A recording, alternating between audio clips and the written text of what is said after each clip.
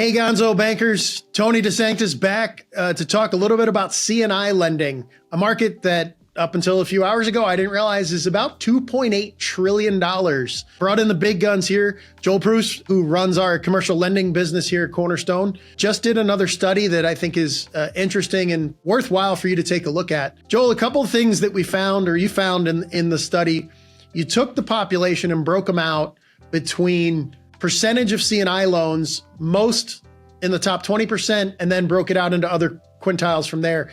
But what did you find unique in that top 20% in terms of the folks with the biggest C&I portfolios? So one of the things was, and again, like you said, we just broke it out based upon their percentage of loans in C&I. So highest to the lowest, broke out that population that way. That top 20%, their average was about 25% of their loans were in C&I. So again, that excludes any of the owner-occupied or non-owner-occupied real estate, 1 to 4 family, et cetera. It's just strictly things like lines of credit, term loans, equipment loans, et cetera, that were in there. That's almost twice as much as a percentage of the portfolio as the next level, which was only about 12% of the total. And then if you go to the lowest 20%, about 5 times more than that lowest 20%.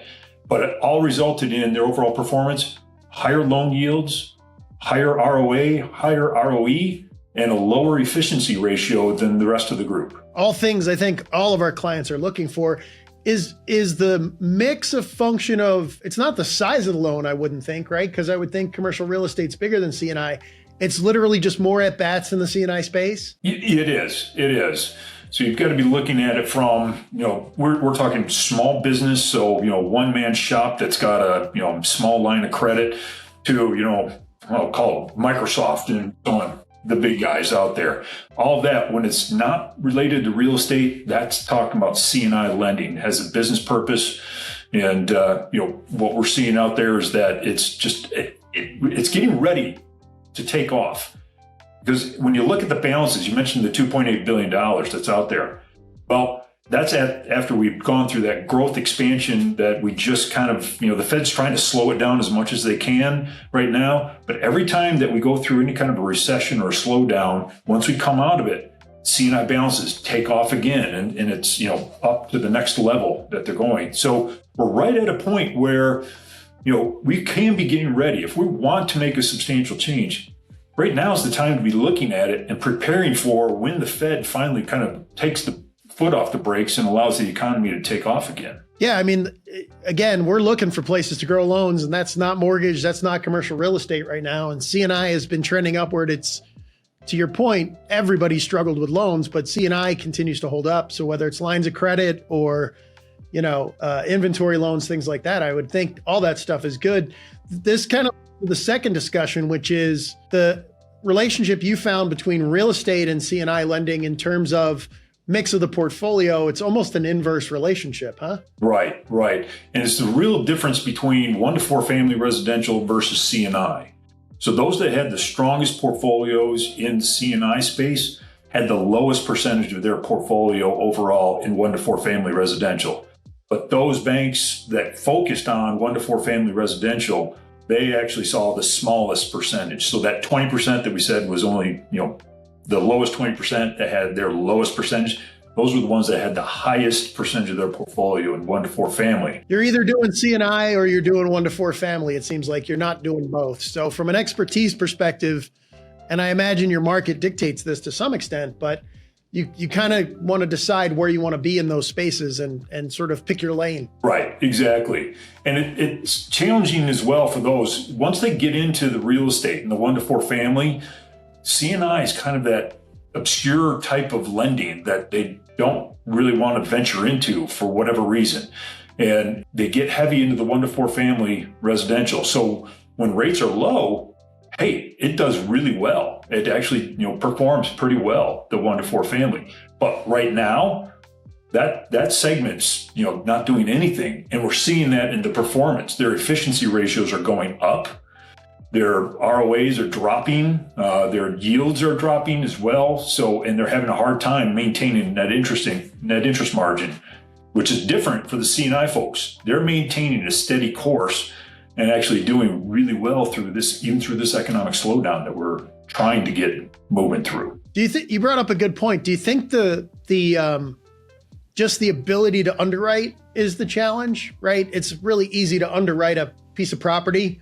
You go to the assessed value, you add a premium for, square footage and all the other sort of basic math, where it's kind of tough to do line of credits and inventories, and it's a tougher loan, isn't it? It is. I mean, it sort of is. It's just a different mindset because you don't have that hard asset of the real estate. Real estate doesn't move. It can deteriorate, but it doesn't move. It's always there. Whereas accounts receivable is this, I can't touch it. I can't see it, and it can disappear in an instant. So I got to do some heavier monitoring of those things. And I really got to understand, the overall customer base of my customer that's, that I'm lending against those receivables.